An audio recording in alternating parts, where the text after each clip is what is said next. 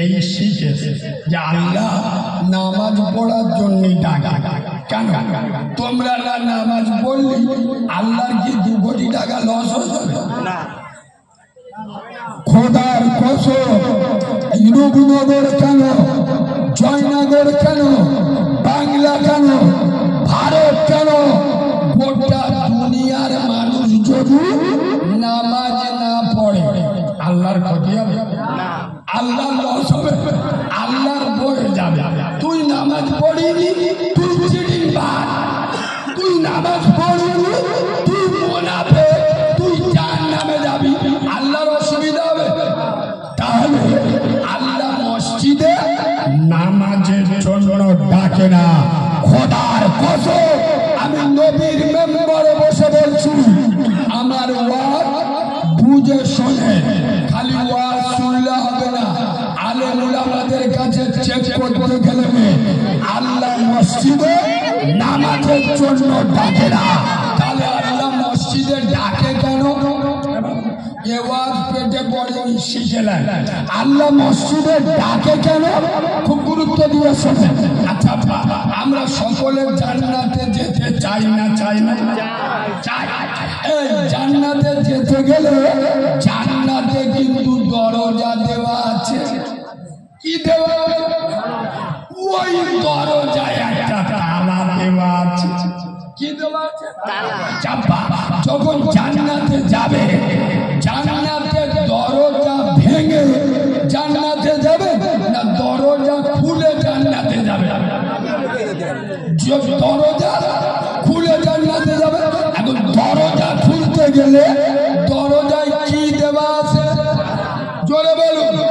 ওই তালা খুলতে গেলে কি লাগবে? চাবিটা পাবেন কোথায়?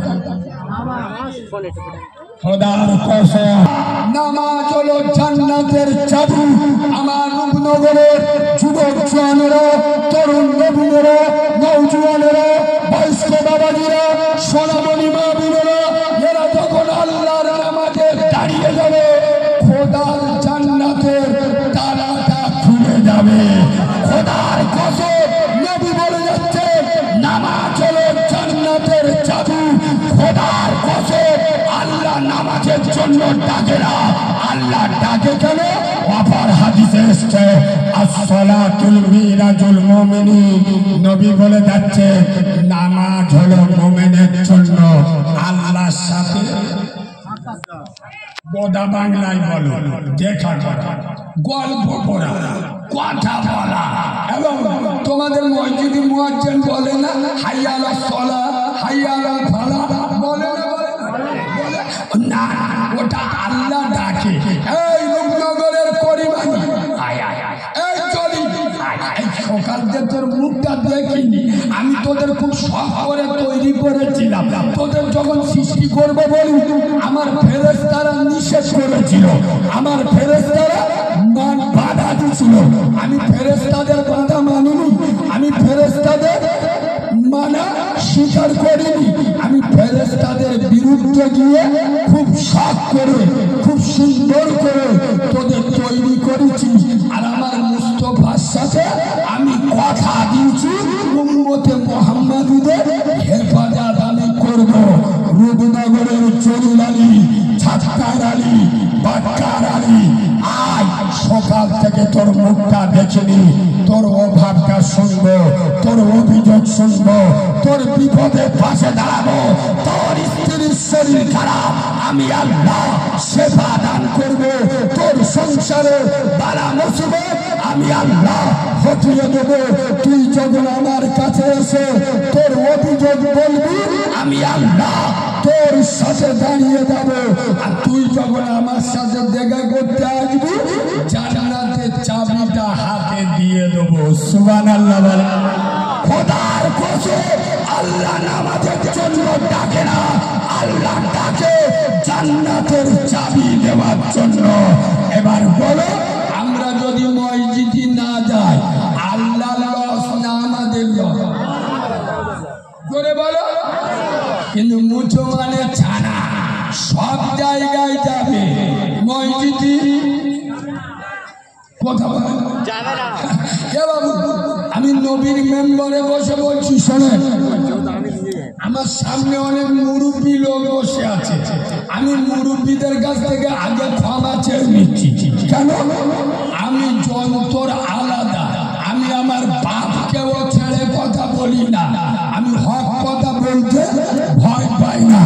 মুরব্বীদের কাছে ক্ষমা চেয়ে নিয়ে বলছি, আয় বাবু, যারা বুড়ো বয়সে নামাজ পড়ে, যারা বুড়ো বয়সে নামাজ ধরে, আমি আল্লাহর নামে শপথ করে বলছি, এরা আল্লাহর ভয়ে না, কবরের ভয়ে নামাজ পড়ে। বাবু, আমার কথা বুঝতে পারছো? যারা বুড়ো বয়সে নামাজ ধরে, এরা আল্লাহর ভয়ে না, কবরের ভয়ে। এ যদি আল্লাহর ভয়ে নামাজ পড়তো, তাই একদিন পড়িনি, চাচারা একদিন শক্তিশালী, পেটো বোম বাঁধার কায়দা আলাদা। লোকের পোয়ায় বাঁধতে ঝেড়ে খেয়েছে হারাম মাল। এখন 7 বছর বয়স হয়ে গেছে, চাচা সে শক্তি আনলু, মাল বেঁকে গেছে, এবার তো কবরের ভয় লাগবে। এত বড় বড় দাড়ি রেখে জিবিরাইল এসে চোখ বুলু হয়ে গেছে, চিনতে পারে আল্লাহ মালটা কে গো?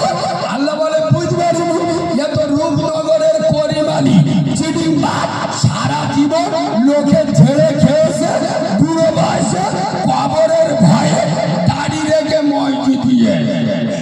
বাবু, বিশ্বাস করো, আমি নবীন মেম্বারে বসে বলছি, আমরা যখন জলসায় যাই না, বিভিন্ন জায়গায় অনেক মুরব্বী লোক এসে আমার জড়িয়ে ধরে, কারিমুল্লাহ বাবু, কারিমুল্লাহ বাবা, সূরা কেরাত জানি না, কি দে নামাজ পড়ব, কি দোয়া পড়বো, সূরা কেরাত জানি না, তাই মনে মনে করি সারা তুই রামায়ণ পড়।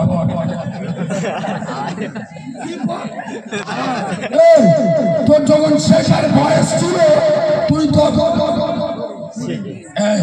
মুরব্বীদের একটা প্রবাদ বাক্য আছে, তবে আমি পুরো বলবো, আমি হাফ বলবো, হাফ তোমরা বুঝে নেবে। বাঁশি হেরিয়ে বুড়ো বয়সে মসজিদে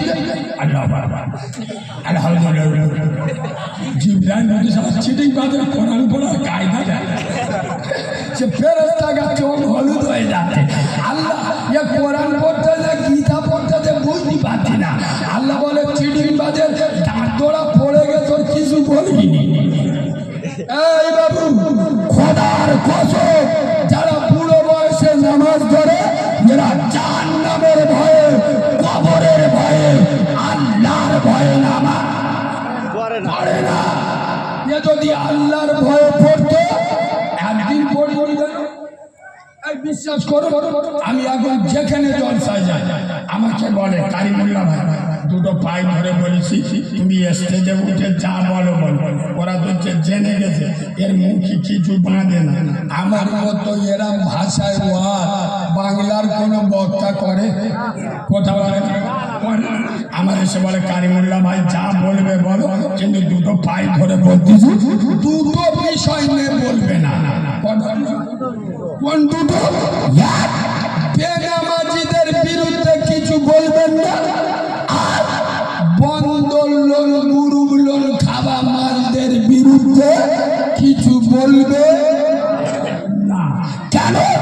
এই দুটো মালের বিরুদ্ধে তুমি যদি ওয়াজ করো, ইনশাআল্লাহ পরের বছর আমাদের জলসা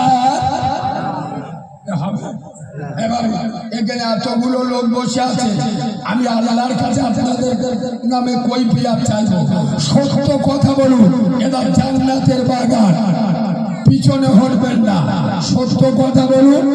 জলসায় চাঁদা দেয় বেশি কারা? নামাজিরা না বেনামাজি? নামাজে জলসায় চাঁদা দেয় বেশি কারা? বেনামাজিরা। জলসায় চাঁদা দেয় বেশি কারা? যারা বন্দর লোন, গ্রুপ লোন করে।